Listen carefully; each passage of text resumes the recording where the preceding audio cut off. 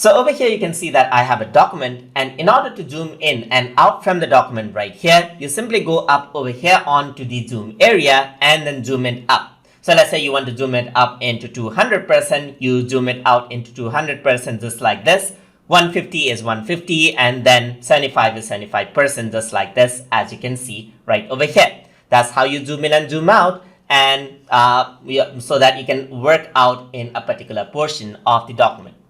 The other view options that you can access is from the view menu. So you can see the print layout is turned on right now, and you can also go over here and print layout can be turned off. So if I were to turn off the print layout, you can see that the header is not visible anymore, and all the pages are stacked together just like this, as if they are a single big document. But if you were to turn on the print layout right here, then the header and footer is visible and the pages are not stuck up together.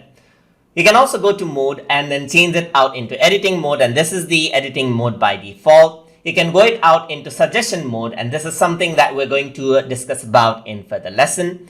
You can also go around over here and go into viewing mode so that you don't accidentally edit out anything as well. So let me just go back to editing right here, and even over here, you can see that you have an option to show rulers right here. You can enable and disable the rulers, as you can see. You can enable and disable the document outline right here. You can enable the equation toolbar as well if you want to plan in equations right here. You can also show section breaks if there are any, as you can see right here. So if there's any breaks whatsoever, it will show it out right here if you were to view the section breaks. And if you were to click on full screen, it full screens out everything so that you can just focus on the content. And you can hit the escape key to show the controls or dismiss this out right here, just like that. I'm going to press the escape key, and there you go, everything is back.